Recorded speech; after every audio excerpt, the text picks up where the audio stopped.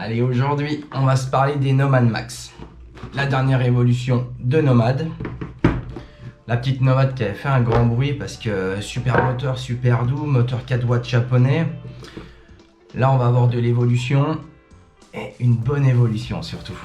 Donc, ils ont bien bossé chez ITC. Donc, ça reste la petite Nomad d'ITC. Donc là, j'ai chopé une 3.5 et une 4.2.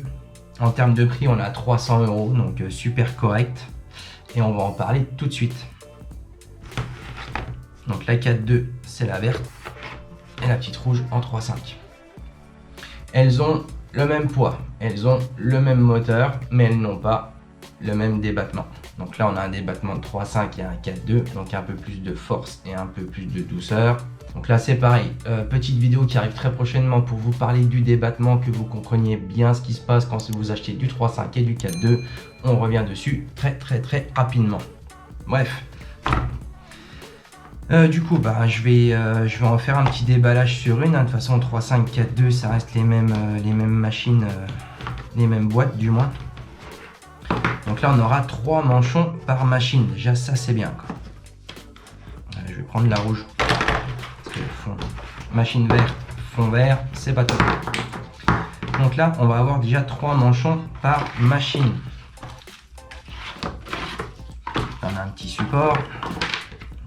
Un peu poussiéreux pour mettre sa petite machine. D'accord, un support qui ne sert à rien. Oui, ça sert à rien le support. Ouais, bref. Si on enlève la batterie peut-être. Ouais, il marche le support. Bref. C'est pas le sujet de support, à mon avis, on s'en servira pas, vous allez pas me foutre ça sur votre plan de travail, il y a du plastique, c'est poreux, bon après peut-être dans la servante pour ranger sa machine, pourquoi pas, mais sur le plan de travail, moi je déconseille fortement. Donc là on a déjà 3 manchons par machine, ça c'est pas mal. Ils ont pensé aux filles, ils ont pensé à ceux qui ont des petits doigts, à ceux qui ont des gros doigts, à ceux qui utilisent des petits manchons, donc ça rentrera dessus. Ceux qui aiment bien les gros manchons, avec celui-là, ça passe en diamètre 30-35, donc ça c'est top. J'ai pas regardé si c'était monté graissé sur celle-là. Il y a un petit peu de gras, donc ouais, ça dégueule pas des gras. Alors l'innovation qu'il y a sur les Nomad Max, c'est ça. C'est que le bloc batterie, on peut l'enlever. Bloc batterie qui se branche comme ça avec le petit téton dedans, et là pareil, on a un contact à 360 degrés, un peu comme la Exo. Donc là en termes d'évolution, c'est génial.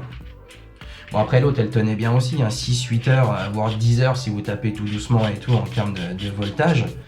Là c'est pareil, si vous achetez le petit module avec la batterie supplémentaire, voilà, vous avez qu'à changer la batterie en cours de route. Si vous aimez avoir du secours et du stock au niveau des batteries, il suffit d'en acheter une complémentaire. Je crois que de tête elle a 50 balles à vérifier, mais en attendant, une bonne évolution. La bonne évolution qu'il y a aussi, c'est ce petit téton là. Ce petit téton qu'on met là, c'est pour brancher, pour charger sa batterie. Donc c'est un contacteur aimanté. Donc là, ça c'est top. On se prend pas la tête. Contacteur. Et est-ce que à force de venir brancher, débrancher des centaines de fois, je pense que là, il arrive à un moment, ça pourrait prendre un peu de jeu. Donc là, c'est un contact aimanté. C'est top du top. Et ça tient plutôt pas mal. Donc elle se recharge assez facilement. En durée, ouais, j'arrive à la tenir 7-8 heures quand même sur une journée complète sans la recharger. Donc franchement, c'est plutôt pas mal. L'évolution aussi, c'est les boutons. Donc là, c'est du tactile. Hop, un appui long. Donc là, on a toujours le voltage, on a le temps de travail. Il suffit d'appuyer. Et là, le tactile, top du top. Et encore, j'ai la petite protection dessus. Là. Si on enlève la petite protection, hop, c'est encore moins sensible. Plus sensible, pardon. Là, il suffit d'appuyer. Les petits contacts dessus. On est vraiment bien. C'est vrai que l'autre, elle avait ses 2 boutons. Il fallait faire un appui long pour la démarrer. Et là, franchement, c'est tout ce qui lui manquait à celle-là. Après, le bloc batterie, perso, moi, je m'en fous un peu. C'est tellement sensible qu'on arrive à la rallumer sans le vouloir. Le bloc batterie, bah l'autre elle tenait super bien, donc moi je recharge mes batteries en fin de journée, donc pour perso ça m'allait très bien. Après ceux qui sont en déplacement ou en conv et tout, qui vont encore en 2 batteries, qui ne veulent pas se prendre la tête à tout charger, vous avez 2 batteries, ça dure 15 heures, vous pouvez déjà envoyer un bon tatou sur 15 heures de boulot quoi. Mais là l'évolution pour la prise, déjà ça c'est un petit gadget mais c'est quand même sympa, et en termes de longévité je pense que c'est mieux. Mais c'est surtout au niveau du tactile derrière, là franchement ça change tout quoi. Après, il y a juste un truc à penser, c'est quand vous allez l'emballer votre machine. Là, j'ai ramené les petites gaines. Bon, ils sont un petit peu courts pour celle-là. Donc, le problème qu'il y a, c'est que moi, je préfère passer par l'avant. Ça va plus vite. Je vais passer par derrière, mais c'est un peu plus compliqué. C'est vraiment sensible. Donc, ce qu'il faut penser, c'est qu'il faut tendre un peu son sachet pour pouvoir venir appuyer, quoi. Là, si on a plusieurs plis, ça devient compliqué, quoi. Bon, ça prend quand même. Et si vous faites le bon truc comme ça là-haut, puis que vous avez des machins derrière, bon, ça prend quand même. Mais je me suis déjà vu dans le tatou être un peu emmerdé à cause de la pliure de mon sachet, quoi. Donc bien le tendre, scotcher autour, et ça part, quoi. Donc le petit tactile est super sensible et franchement, ça change la vie, quoi. L'évolution qu'elle a celle-là, perso, moi j'adore, quoi. Donc pareil, le sachet il rentre super bien. Bon, c'est un peu plus chiant à rentrer par l'arrière. Donc là on a un petit biseau sur le bas. Donc forcément le sachet il rentre mieux. On peut le strapper au bord ici. Le manchon mousse par-dessus. Le corps on peut tout le démonter. Il y a pas mal de clips. Et ça on peut le faire tremper, le brosser. Il n'y a aucun souci, vous n'allez rien abîmer. Donc là on a une évolution pour la Nomad Max qui est franchement terrible. Et on a beaucoup de clips. Et franchement, moi, je suis super satisfait. Là, ce petit capteur derrière, tactile. Ouais, l'autre, c'était chiant et tout. Bon, après, certes, quand on tourne, ça va faire tourner son manchon derrière et on va chercher son alimentation. Parce que quand on tourne son aiguille, forcément, ça le fait tourner derrière aussi. C'est un peu comme la Exo, la Flux ou toutes celles-là, ou même une Limited de chez Cheyenne. Donc, on va chercher un petit peu souvent son alimentation derrière. 2 volts, on va bourrer un petit peu. Appui long, ça fait sauter d'1 volt en 1 volt. Là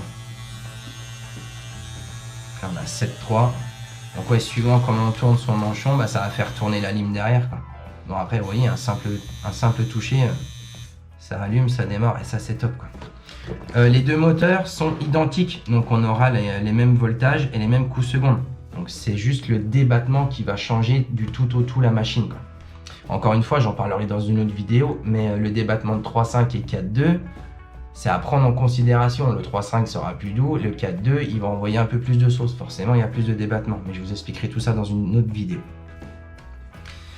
Donc là, en termes de vitesse, 8 volts, 122 Hz, 9, 138, 10, 155, zone rouge 11, 12, on commence à taper sec. À 12 volts, on a 190 Hz. Alors attention, elles envoient quand même un peu. Petit moteur, mais qui peut envoyer du steak, quoi.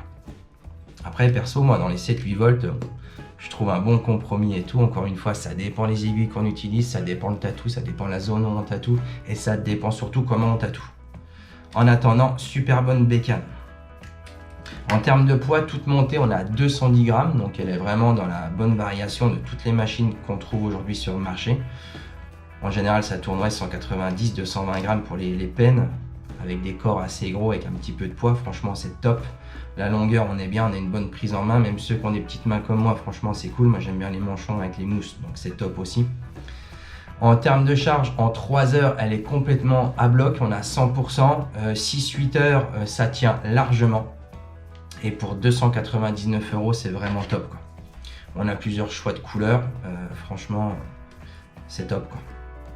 En termes de vibration, elle n'a rien à envier une machine à 1000 € ou à 1002 comme la Limited ou 1004 comme la Exo, la dernière FK Irons. Franchement, pour 300 balles, même si elle vous prend un peu de jeu au bout d'1 an et demi, 2 ans, franchement, avec les évolutions qu'on a, pour 300 balles, moi j'en suis vraiment ravi et c'est vraiment une machine que je conseille, quoi. Après, moteur, voilà, moteur japonais assez doux. Elle peut quand même envoyer du gros round shader ou du gros magnum, certes, elle peut tout faire. Donc perso, rien à dire, quoi. Pour le prix, top. Allez, à bientôt.